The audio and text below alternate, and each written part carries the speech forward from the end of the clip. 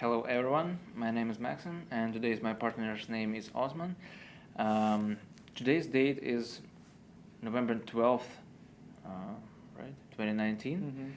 We're at the public library in Burlington and the topic of today's interview is raising a child in Canada. So Osman, my first question is, what do you think about raising a bilingual child in Canada?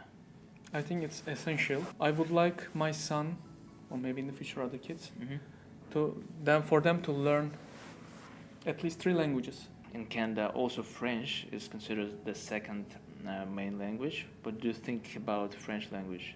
Will your son will teach French? I don't know. I'm not planning about it. I don't want to teach him French. Maybe they can teach him in school. And I want him to decide himself to learn French or not. It's not going to be my decision because for me it's not essential as like Turkish or Russian or English. It's going to be extra. It's like extra Yeah, additional I used to language. live in Quebec, so you have to speak French there. But he's not going to live in Quebec, I think. He doesn't have to learn. It's not necessary, Yeah. right? He can learn, but he doesn't. I'm not against, but I don't want to teach him yet. Because personally, why I asked about French, back in Ukraine in school, I had 2 languages, English and French. And back at that time, I didn't like French at all. It changed as soon as I went to the university, but now I'm planning to study French. Really? Yes. So, okay, thank you. I wish you luck. Thank you. It's hard. It's for me, it's harder to learn French than English. Okay, let's move on to the second question, which is, why is that important to teach your language to your kid? Yeah, it's a good question. First of all, my parents and relatives, they don't speak English. And my wife's relatives, they don't speak English as well.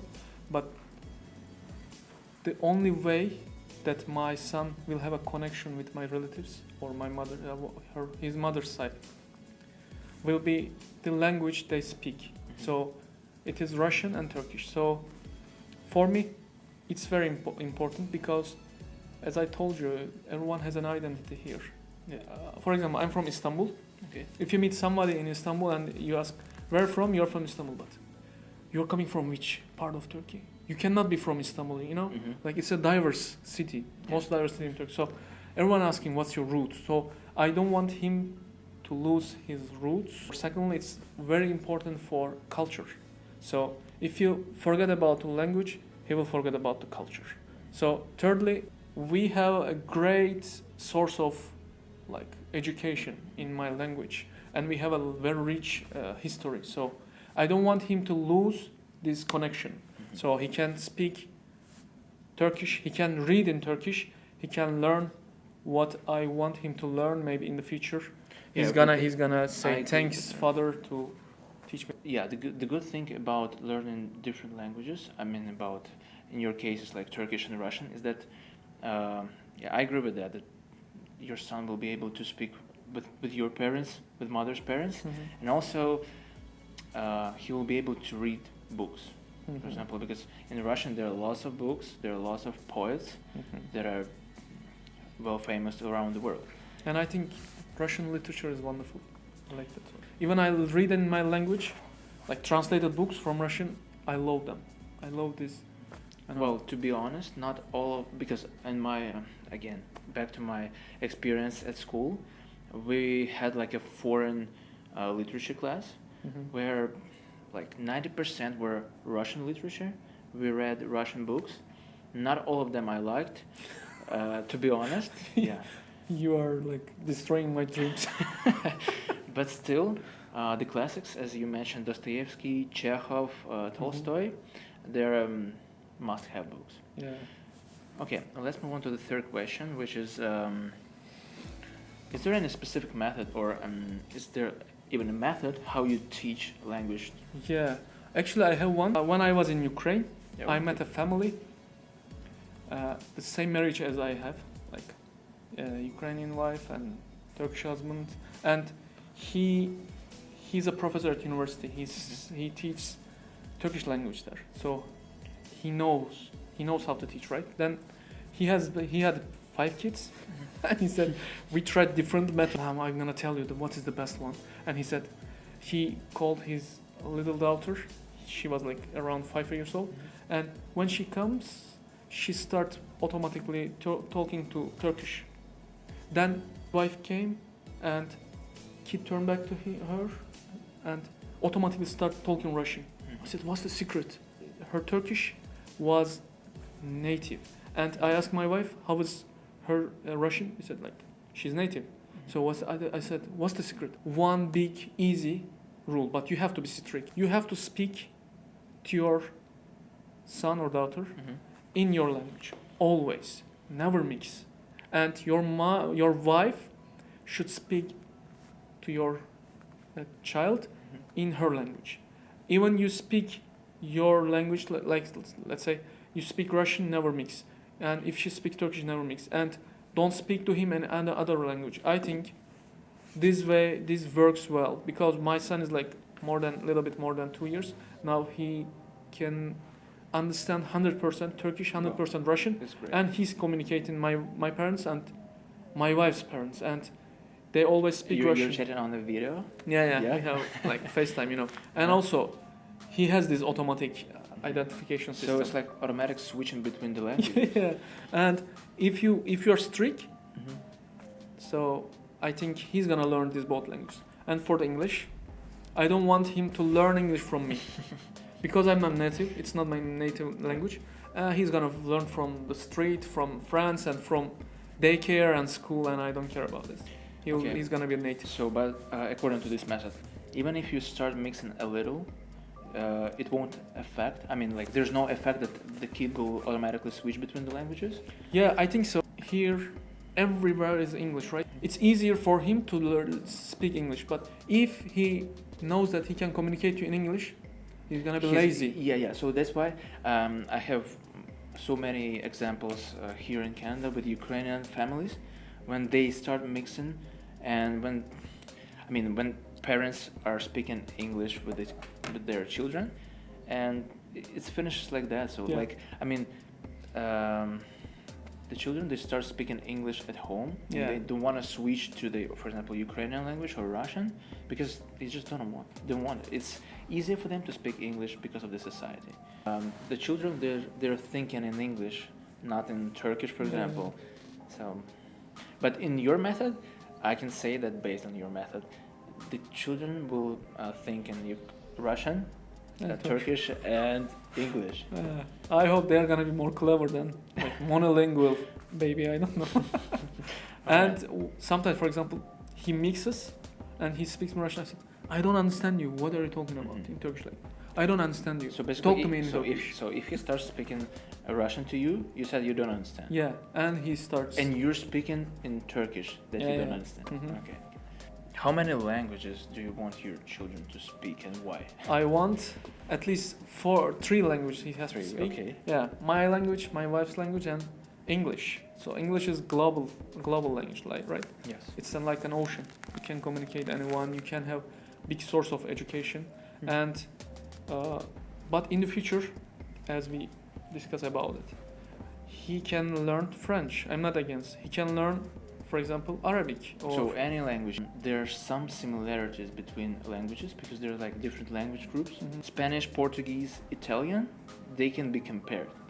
Yeah. What about Russian? The same with Russian, Ukrainian, and Belarus languages. I would say that Belarusian, it's a mix of Polish, Ukrainian, and Russian language. So it's well, I won't say it's hard, but I've never even tried to learn it. The funny thing is that Ukrainians, they can understand everyone. Russians, it's hard to understand Ukrainian. It's an advantage, yeah. And nobody understands Belarusian. As I'm a Ukrainian, I just want to ask a question. So you mentioned that your wife is from Ukraine. She speaks Russian. It's still common in Ukraine. The question is, why not Ukrainian language? First of all, my wife's mother language is Russian, not Ukrainian. She learned Ukrainian in school. It's sad, I know. To be honest, it's weird for me because I cannot understand that. Like, it's a Ukraine and you don't speak Ukraine. Anyways, so I want him to speak his mother language. His mother language is Russian, so he can. But as I told you, I'm not against. He can learn. If she wants to teach, she can free to teach. But I'm not sure because she's also not good at Ukrainian. Well, the thing is, you said that it's weird. Yes, it's weird that in Ukraine, yes, many people speak Russian as their native language, but it's because of the effect of the Soviet Union. Ukraine was like 70 years under Soviet Union, and they started to eliminate, like mitigate the effect of Ukrainian language, so that Russian was the main language. That's why, like so many people, the generations there speak. Yeah, I hope Russian. next generations will speak Ukrainian. It's changing, so I it's hope in so. transition. Okay, so question number 5. Are you gonna raise your child according to Turkish culture, or it'll be like as Canada's multicultural I see. country? It's also another good question. I need my glasses. Actually, I love my culture, but not 100%. So I want to teach him the things I like in my culture. So, as we know, it's collectivist culture, right? Yeah. So here is Canada, it's like individual culture. So both cultures has like advantages and disadvantages. I want him to be respectful for older people, especially to me and my relatives, and I think it's the best thing I can give him. In short, I don't want to teach him something I don't like in my culture. There are always in some cultures there are like negative and positive parts, so you wanna have the positive parts. Yeah, I'll Because- try. It's hard, I know, but I'll try. I also want him to get some nice behaviors from this culture. So we are gonna be part of this culture, and he's gonna be a part of this culture. He's Canadian already, so I don't want him to be weird also in this culture. So I'll try to figure out between mine and Canadian. So, but it will be again a mix because your wife, she's Ukrainian. So Yeah. is there any similarities between Turkish and Ukrainian cultures that you've mentioned? Because you lived almost 1 year, I think, in Mhm. Ukraine, and you have experience. Yeah, I think there are lots of also nice similarities between Turkish culture and Ukrainian culture. I was living there, and I wasn't like a weird guy. I got used to it, even I couldn't speak the language well, because this respect, all this stuff is going on there also. So I like that. I want him to learn from her mother also. So basically, again, it can be a mix of Turkish, Ukrainian, Canadian, and I Canadian. know it sounds very hard, but we can try. It's, well, you know what? It's good because in Canada, there are lots of cultures. They're mixed together, and see, like Yeah, Canada I think is it's a the good place. country, and there's no, or at least a little discrimination or racism. So I can say that it's good. Yeah, for teaching my culture, we can have maybe weekend schools like Turkish Yes. culture clubs, something like that, and he can keep his culture.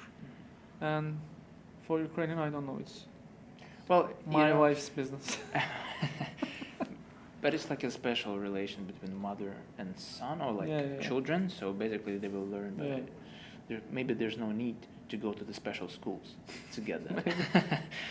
Okay, and the last question number 6. Do you have any advices who want to raise a child in bilingual environment like Canada? Yeah, my best advice can be teach your language to your kid. It's essential. It's very important. You know, my grandfather is not from Turkey. He's an immigrant in Turkey, and he's from Bosnia. They also have Slavic language. It's very close to Russian. I don't have this language. My father doesn't have this language. We cannot speak Bosnian. So Bosnian communities, they don't accept me. For example, here, I'm going Bosnian mosque or a community center. I say, I'm also Bosnian. They start talking to me in Bosnian. And if you don't speak Bosnian, they don't they say, recognize like, you're not the real Bosnian. Mhm. And they're right. So I'm suffering from this. I've been in Bosnia. I found my relatives. When my grandfather came to Turkey, he was around 20 years old and he couldn't speak any Turkish. So he learned Turkish. He got a broken Turkish all his life, but he didn't teach his language to his kids. And I cannot also speak Bosnian, so I'm suffering because of that. So I don't want my children is gonna suffer about the same situation. For not knowing the language. Yeah, and forgetting language, I think forgetting everything about your roots, your identity, because I feel myself more Turkish than Bosnian. I don't speak this language. I never lived in Bosnia. I just lived 1 month, so I feel more like I'm Turkish. So there's no like you don't feel the connection to Yeah, Bosnia. yeah. Okay. If you are in Canada, and if you want your children to learn English more quickly, don't speak English to them. Believe me, they're gonna speak better than you. They won't. In short time. They will not have accent. Yeah, at they will all. not have accent as like we have. Let him or let her learn English from the right source, native people. So just don't worry about this. Be strict about your language. Teach your language. Don't let them lose their identity and connection to your back countries. Even you speak very local language, only let's say 1,000 people speak this language. Keep it. Talk to your children in this language. What I can say based on my experience, I met a Ukrainian woman here in Canada on my previous work, and she was born here in Canada. She knows Ukrainian language, but she was shy to speak with me in Ukrainian because she saw that she will make like lots of mistakes. So it was easier for her to speak with me in English. But okay, I said, okay, don't worry, let's speak Ukrainian. And after like 5 minutes, it was fine. Of course, because she was born in Canada, she had accent, but still she was able to clearly speak Ukrainian. And I think, yeah, it's good to not forget native language, keep the roots, and have it like that. Yeah. Okay, thank you very much. Thank you.